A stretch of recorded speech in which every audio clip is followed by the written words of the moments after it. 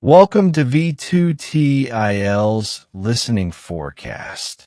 In this test, you will practice a full IELTS listening forecast with audio, subtitle, and answers designed in the Cambridge exam style. The test includes Part 1 to Part 4, just like the real IELTS exam. Get ready, focus carefully, and good luck with your practice.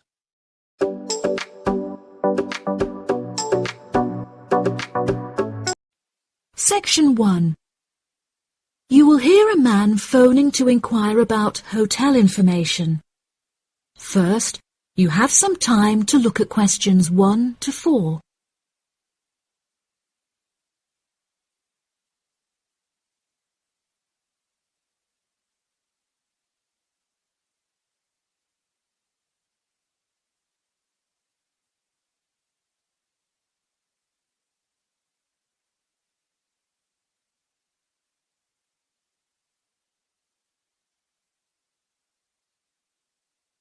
You will see that there is an example that has been done for you. On this occasion only, the conversation relating to this will be played first.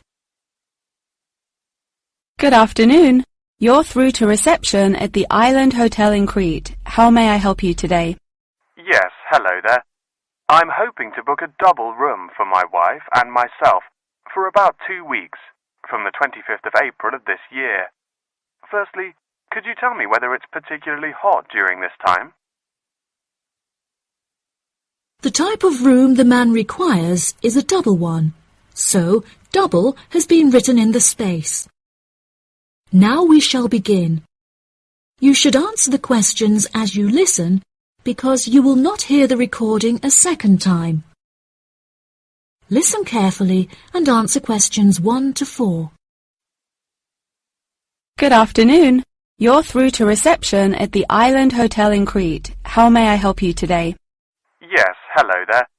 I'm hoping to book a double room for my wife and myself for about 2 weeks, from the 25th of April of this year. Firstly, could you tell me whether it's particularly hot during this time? Yes, of course, sir. During late April and early May, the daytime temperature shouldn't exceed 19 degrees Celsius. But the weather has been rather erratic and difficult to predict in recent years, so I am unable to say for certain. Okay, that sounds good. My wife doesn't like going outside when it's very hot. I haven't booked flights yet, but I must say that I'm unfamiliar with Crete and its transport system. Does the hotel provide an airport shuttle service? Yes, sir. We provide a complimentary airport pickup service for all our guests.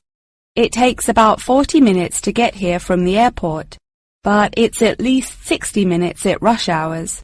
And you will be provided with a fully air-conditioned shuttle bus. Okay, excellent. In that case, do you have any rooms available for the dates I gave you? I shall have a look on the system now for you, sir. Bear with me just a moment. Yes, sir. I can see now that we have several rooms available. Would you prefer a garden view or a sea view? Well, ideally I would like a sea view room with a balcony, but of course that depends on the difference in price. Not to worry, sir. All of our standard double rooms have ensuite facilities and a balcony. If you would like one of our sea view rooms, there is a premium of €60 per night. Okay, so could you tell me the total nightly rate for a standard double room with a sea view? Yes, of course, sir. For the spring months, our rate is €216 per night. For 14 nights altogether, this will come to €3,024. Perfect. I also read on your website that the hotel has gym and spa facilities. Are there any other facilities on offer? Yes, we have a large outdoor infinity pool overlooking the ocean, with luxury sunbeds and a poolside bar. We also have 3 full-size tennis courts, where we run a popular doubles tournament, with the winner receiving 2 all-inclusive spa day vouchers. Goodness, I shall have to brush up on my tennis skills. Before you hear the rest of the conversation, you have some time to look at questions 5 to 10.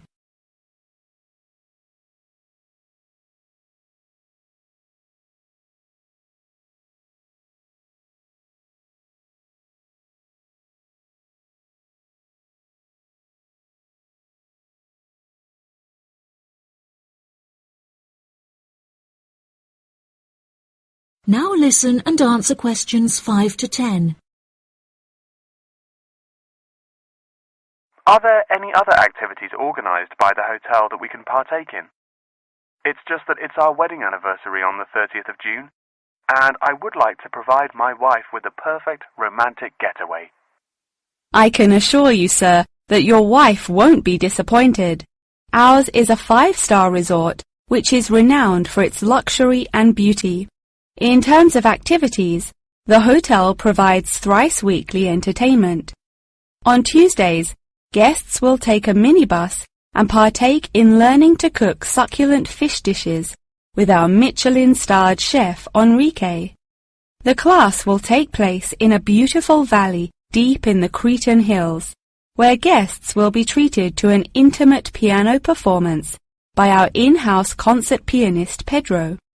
On Wednesdays, a select number of guests will be fortunate enough to explore the mountains by helicopter, before being transported to a tropical Cretan garden by shuttle bus. Finally, on Thursdays, after a fancy dinner, we provide a spectacular fireworks display, which guests can view from the comfort of a cable car. Oh, wow! That all sounds absolutely wonderful. I shall book the room now, and then I need to look at flights so as not to become extortionate. Would you like to take my details now or later? That is the end of section 1. You now have half a minute to check your answers.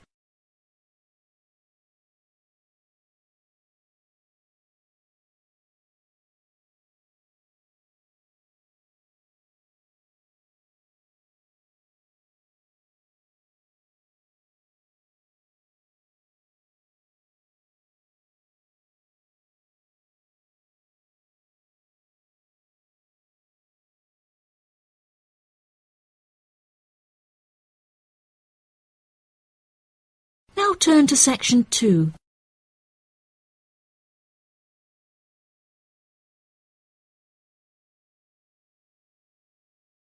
Section 2. You will hear part of a radio program about online exchange business. First, you have some time to look at questions 11 to 14.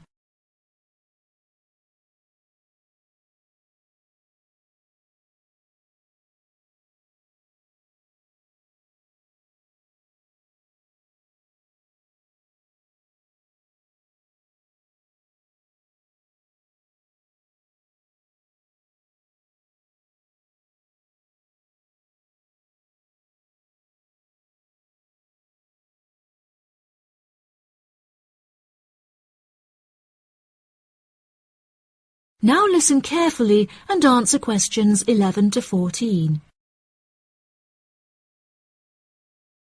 Barter Online UK is a young up-and-coming website in the United Kingdom where users can buy new and used goods. However, instead of paying with money, registered users instead exchange their purchase for an item of similar value. This part is perhaps the most complicated, as the registered users themselves must mutually decide on an appropriate value, with value either being the recommended retail price, RRP, or simply how much they believe the item to be worth. The website has been founded by a group of 4 friends in the north of England. Originally, they exchanged their belongings among family members. They frequently found themselves swapping their belongings when they no longer had any use for them. They live by the motto, "One person's trash is another person's treasure," and hate to throw things away. As more and more people caught wind of the idea and wanted to participate in the exchanges, the group decided that the idea had the potential to become a successful business venture, and so it did. Barter Online UK is a startup online business, which took 3 months to set up, and has now been running for around half a year. Despite only being founded a short time ago, the website has already garnered about 1,500 registered users, with 500 more than expected. a huge achievement for the founders. Some of the users are registered in the United Kingdom and Canada, with the majority from the Republic of Ireland. In order to become a registered member, users must first fill in their personal details, followed by their credit or debit card details, which will be used to take payment of a monthly fee of £5. As long as this fee is paid, users will be able to perform an unlimited number of online exchanges. Before you hear the rest of the programme, you have some time to look at questions 15 to 20.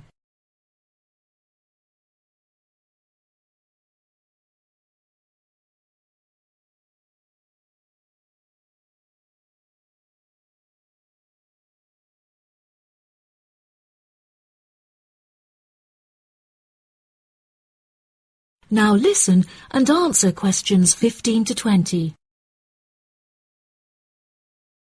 A multitude of items are sold on the website, such as textbooks, soft toys and tools. However, books for children and computer games are by far selected most.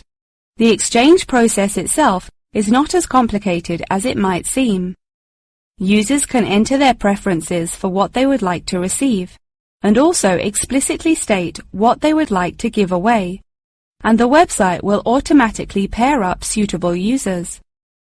If, however, a user doesn't want to give anything away, but would simply like to buy something, Barter Online UK does support a secure online payment system, where users can perform a normal monetary transaction. Despite this, the founding group strongly discourages the use of the online payment system, clearly stating that this goes against the intended ethos of the company. Although bartering is an age-old process, many of the website's users are unsure how to decide which of their own items to exchange. It often helps to order items by popularity, using the filter button provided. This will tell the website to find out popular items for users' convenience. To this, the founding members say, just put everything you don't want on there. Different people have different tastes, and you never know what they might be looking for. In order to aid registered users in their exchanges and to provide them with assurance, the founders recently added a new feature whereby on completion of an exchange, users will be encouraged to provide each other with feedback. This feedback will include criteria such as the quality of the item as compared with how it was advertised, the ease of communication with the seller, the speed at which the item was delivered, and so on. The friends believe that using this method, users will have a more transparent and trustworthy bartering experience. That is the end of section 2. You now have half a minute to check your answers.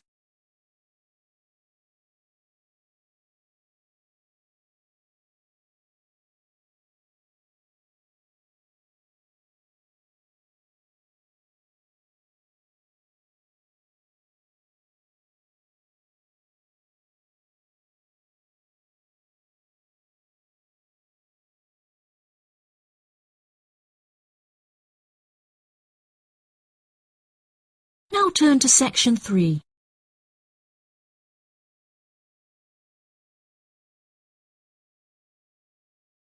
Section 3.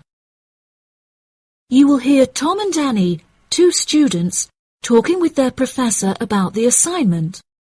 First, you have some time to look at questions 21 to 26.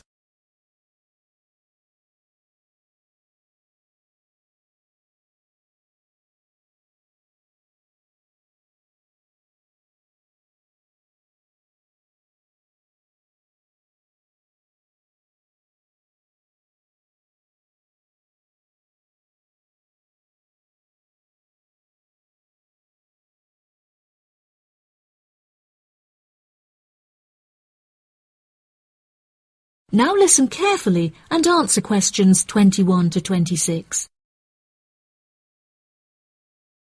Professor Tomlinson, may Annie and I please quickly ask you a few questions about the reflective journal assignment? It's just that we're a bit confused as to what you want us to include and discuss. Yes, of course. What are you having trouble with? Well, everything really. To start with, what should be included first in the reflective journal? Perhaps suggestions from others? No. Firstly, you should include the study goals you set yourself at the beginning of the module. This section should have been discussed in some detail towards the beginning of the course by Professor May. You should be able to find her suggestions on the slides she has provided the class online. OK, thank you, Professor. Could I also trouble you to take a brief look at my bibliography and footnotes? I feel like they're missing something. Most of our friends' bibliographies are longer. Well, looking at this, Annie, I can see that you have used a wide range of resources, which shows that you have made effective use of communication technology. As far as I can tell, you need not make any changes to this, although you might want to double-check that your referencing complies with the Harvard Referencing Style regulations. Oh, I'm very surprised you've said that. Thank you. Now I can set my mind at ease. Tom, you said you wanted to ask the professor about the achievement section?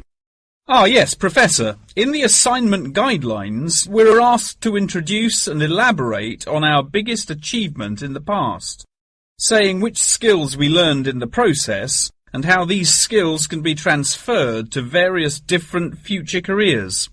The only problem is that I don't know what my greatest achievement actually is. I've only ever worked as a waiter in a hotel restaurant during the summer holidays from university. If you worked as a waiter in a hotel restaurant, you're bound to have worked with other waiters as part of a team. Would you say that during your time as a waiter, you developed any leadership skills? Yes, well, I suppose I was asked to become the team leader of the food and beverage department, but that's hardly an achievement. You might not think so, but if you write that you were offered the position of the team leader, it shows a lot more about your character. For example, that you're charismatic and work well in a high-pressure situation. I never would have thought to write that down. Thank you. I guess I should start listening to others more often. Annie, do you have any more questions, or are you ready to go back to the library? Yeah, I think I've got everything I need. Thank you very much, Professor Tomlinson. That was really helpful.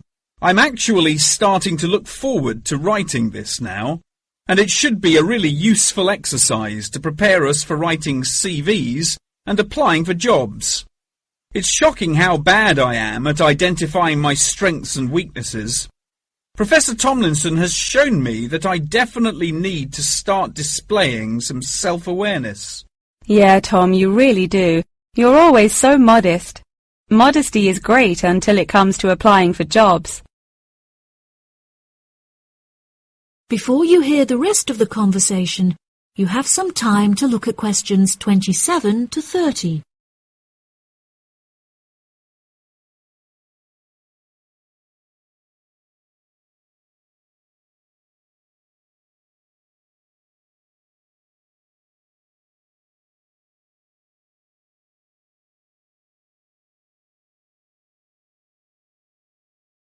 Now listen and answer questions 27 to 30. Oh no! I forgot to ask the professor about the section on identifying the skills gained through different activities. Do you remember? When it asks you, for example, whether writing an essay develops your study skills or your independent learning and so on. Oh goodness, we really should have asked him that. I've been having trouble with it too. It just seems like such a pointless task. What do you reckon the answers are? I think writing an essay might be a way of identifying and resolving a problem, because you have to state the problem in the introduction and then solve it. I'm not so sure about taking exams. I thought they were supposed to develop lots of different skill sets. If I really had to choose, I'd say that taking exams enables you to become more confident in yourself. Do you agree? Maybe. I really don't know either. What do you think about the last two? Making class notes and presentation notes? Oh, it's so difficult. I think making class notes has to be a way of becoming a more independent learner, because you yourself decide what the important information is and learn it. That reminds me, I find taking presentation notes is a disaster. The professors speak much too quickly, and I write much too slowly. That is the end of section 3. You now have half a minute to check your answers.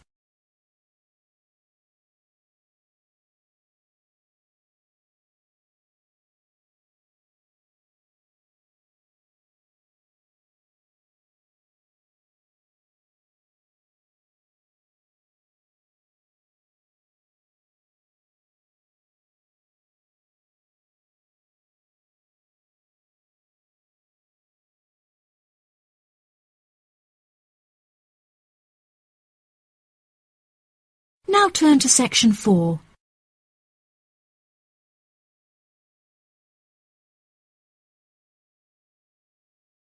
Section 4.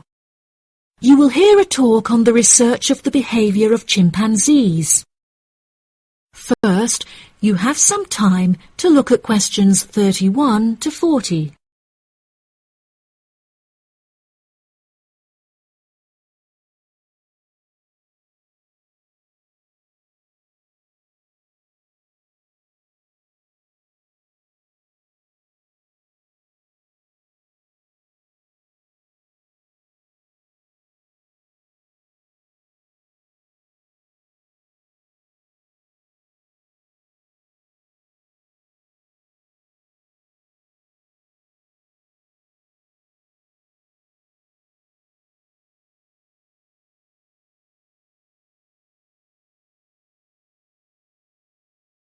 Now listen carefully and answer questions 31 to 40.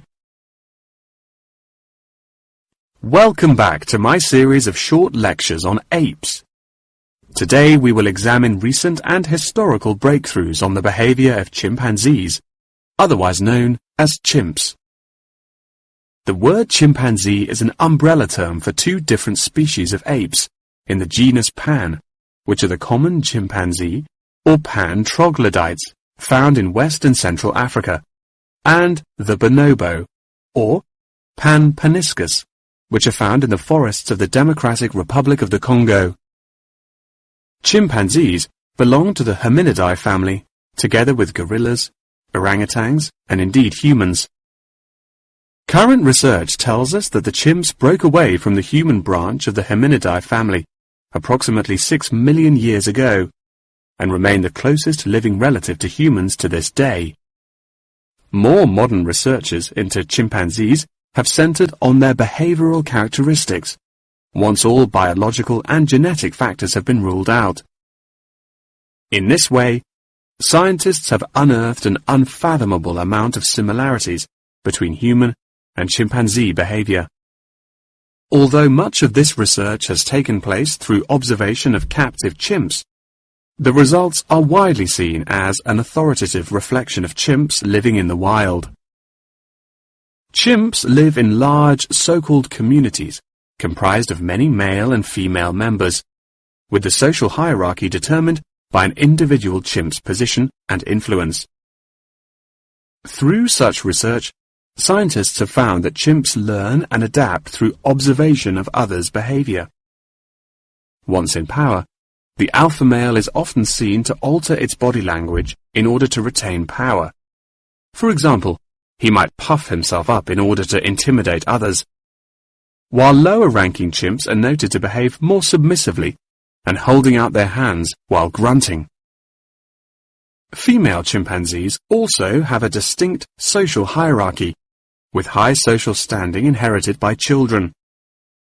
It is not unheard of for dominant females within a community to unite and overthrow the alpha male, backing another in his place. James Diamond, in his book The Third Chimpanzee, suggests that chimps should now be reclassified in the genus Homo instead of Pan, and there are many arguments still in favor of this. Male common chimpanzees are, on average, 1.7 meters in height, weighing 70 kilograms, with their female counterparts being somewhat smaller. By comparison, the bonobo is slightly shorter and lighter, but with longer arms and legs. However, both species walk on all fours and climb trees with great ease. Jane Goodall made a groundbreaking discovery in 1960 when she observed the use of tools among chimpanzees, including digging for termites with large sticks. A recent study claimed to reveal that common chimpanzees in Senegal have been using spears sharpened with their teeth to hunt. However, these reports remain unsubstantiated. Researchers have witnessed such tools, namely rocks, being used by chimps to open coconut shells, and indeed crushing nuts with stone hammers. As scientific technology has developed, so too has our knowledge of the sheer extent of the chimp's intelligence. Research has now shown that chimps have the capability to learn and use symbols, and understand aspects of the human language, including syntax, as well as numerical sequences. As I mentioned earlier, the umbrella term chimpanzee is comprised of the common chimpanzee and the bonobo. These two subspecies are divided along the Congo River, with the common chimps living on one side and the bonobos living on the opposite side of the river. Over the past few decades, both of these subspecies have witnessed an alarming decrease in population density, with animal activists now working harder than ever to protect those remaining and encourage procreation.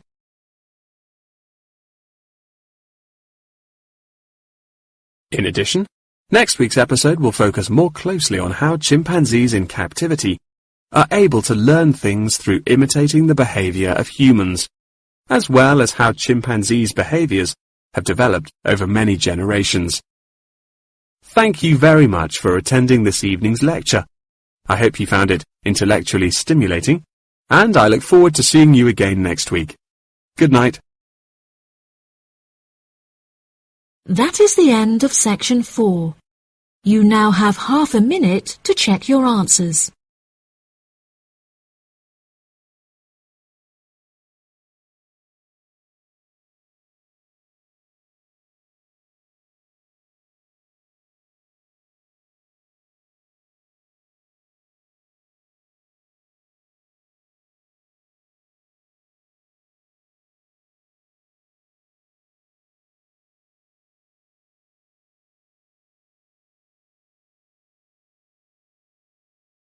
That is the end of the listening test.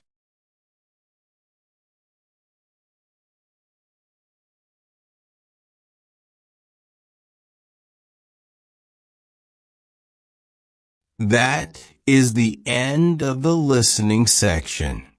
You now have 2 minutes to review your answers before the test automatically moves on to the next section. Please take this time to check your answers carefully. Make sure all your responses are recorded in the correct places, and review your spelling, grammar, and formatting. Once the time is up, the system will take you directly to the reading section.